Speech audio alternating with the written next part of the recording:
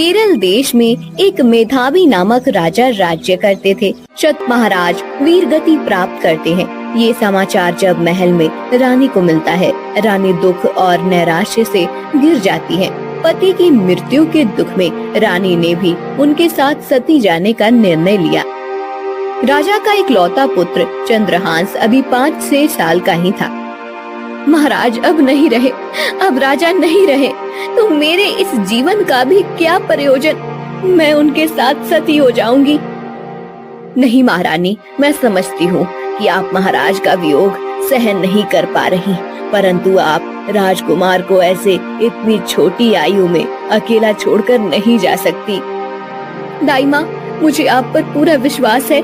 आप मेरे पुत्र का अपना पुत्र समझकर पालन पोषण करेंगी। मैं मेरे पुत्र चंद्रहांस को आपके छत्र छाया में छोड़कर जा रही हूँ। दाई माँ, मुझे वचन दीजिए कि आप मेरे पुत्र चंद्रहांस की देखभाल करेंगी। ठीक है महारानी, मैं वचन देती हूँ। रानी चिता में कूदकर अपने प्राण त्याग देती है।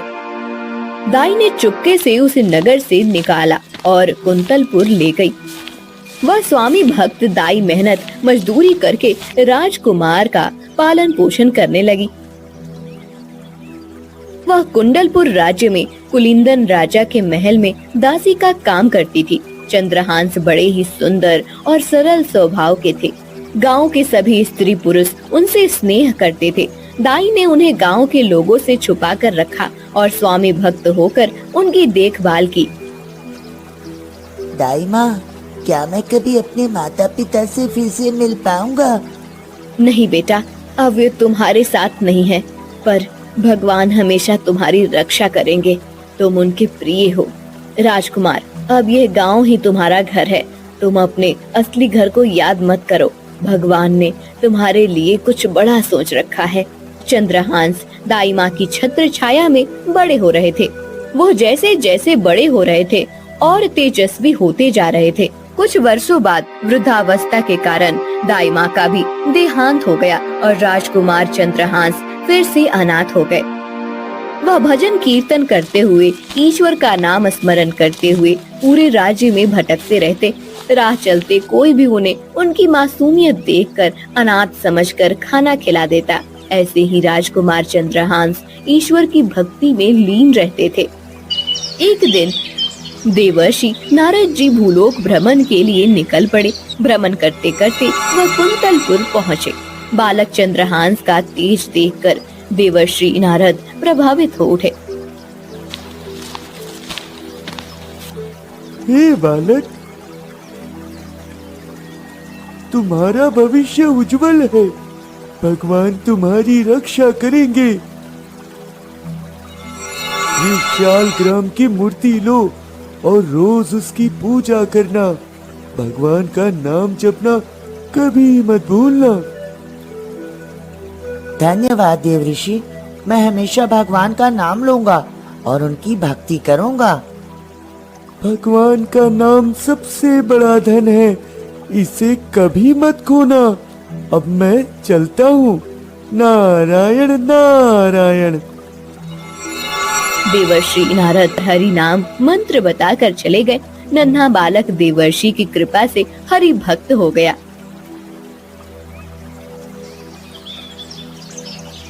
कुंतलपुर के राजा कुलिंदक परम भगवत भक्त थे। उनका कोई पुत्र नहीं था। मंत्री ध्रुट बुद्धि उनका राज्य संभालता था। वह बहुत ही धूर्त और दुराचारी था। उसकी खुद की बहुत बड़ी संपत्ति थी, परंतु फिर भी वह कुंतलपुर पर राज्य करने के सपने देखता था।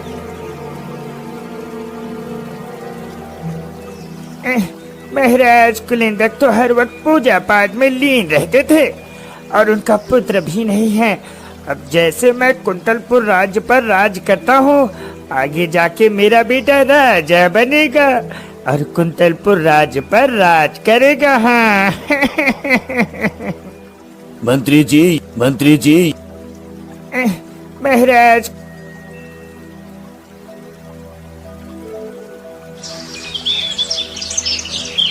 एक दिन राजा कुलिंदक मंत्री दृष्ट बुद्धि के साथ मंदिर में पूजा करने गए। कुछ कारणवश महाराज कुलिंदक जल्दी अपनी पूजा समाप्त करके महल के लिए प्रस्थान कर गए, परंतु दृष्ट बुद्धि मंदिर में ही थे। तभी चंद्रहांस भगवान का कीर्तन करते हुए मंदिर के पास से गुजर रहा था। हे बालक, यहाँ आओ। इतनी छोटी सी आयु में भगवान से इतना लगाओ। तुम्हारा क्या नाम है पुत्र, और तुम्हारे माता पिता कहाँ है? मेरा नाम चंद्रहास है। मेरे माता पिता नहीं है। मैं दाई माँ के साथ रहता था, परंतु अब वो भी मुझे छोड़कर भगवान के पास चली गई।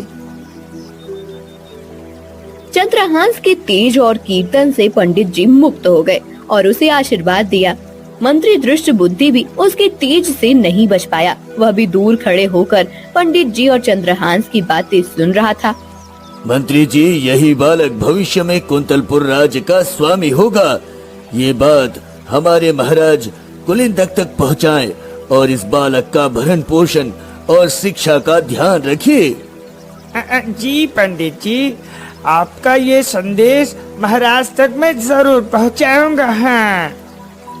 मंत्री दृष्ट बुद्धि की 2 संतान थी, एक पुत्री विश्या और एक पुत्र मदन। वह अपने पुत्र मदन को कुंतलपुर का राजा बनाना चाहता था। कुलिंदक राजा का कोई पुत्र नहीं था और ईश्वर भक्ति में उनका अधिकतर समय व्यतीत करते थे। इसलिए वो राजपाट मंत्री को सौंपकर ज्यादातर धार्मिक स्थानों पर भ्रमण करते रहते। इसलिए मंत्री दृष्ट बुद्धि स्वयं को ही कुंतलपुर का राजा मानता था और अपने पुत्र मदन को राजकुमार। परंतु अब पंडित जी की ये बात सुनकर मंत्री मन ही मन ईर्ष्या से भर गया। है, कुंतलपुर राज्य का राजा मेरा बेटा मदन बनेगा। कोई राह चलता भिखारी नहीं है। ये बालक इतना सुंदर और तेजस्वी है, लेकिन ये मेरे पुत्र के स्थान पर राजा बनेगा। ये कैसे संभव हो सकता है? मुझे इसे समाप्त करना होगा। हाँ। मंत्री दृष्ट बुद्धि गुस्से में एक कुटिल योजना बनाता है। मंत्री दृष्ट बुद्धि चंद्रहांस को अपने साथ महल लेकर आता है और वधिक को आदेश देकर चंद्रहांस को बहला फुसलाकर वधिक के साथ जंगल में मरवाने के लिए भेजता है। वधिक चंद्रहांस को जंगल में ले गया। सुनसान जगह देखकर चंद्रहांस समझ चुका था कि वह वाधिक अब उसे मारने वाला है। तुम्हारे दिन अब खत्म हुए। मुझे मंत्री का आदेश है कि तुम्हें इस जंगल में मार डालो। हाँ। भाई, मुझे भगवान की पूजा करने दो। ये मेरा अंतिम समय है। कम से कम मुझे अपने ईश्वर से प्रार्थना करने का अवसर तो दो। हाँ ठीक है, तुम अपनी पूजा कर लो, लेकिन ज्यादा देर मत करना। चंद्रहांस शालग्राम की मूर्ति निकालकर पूजा करता है। उसकी आंखों में आंसू है, लेकिन वह भगवान की शरण में अपने मन को स्थिर करता है। नारायण नारायण नारायण नारायण। हे भगवान, मैं आपकी शरण में हूँ। मेरी रक्षा करना भगवान, मेरी रक्षा करना। मासूम से चंद्रहांस को देखकर वैदिक को उस पे दया आ जाती है और वह चंद्रहांस को वहीं जंगल में छोड़कर चला जाता है। अब चंद्रहांस वही जंगल में ही कोटिश कुटिया बनाकर रहने लगा। नरेश कुलिंदक एक दिन वन की ओर जा रहे थे, तभी उन्हें चंद्रहांस का मधुर कीर्तन सुनाई दिया। ये बालक कौन है जो इतने घने जंगल में भी भगवान का मधुर कीर्तन कर रहा है?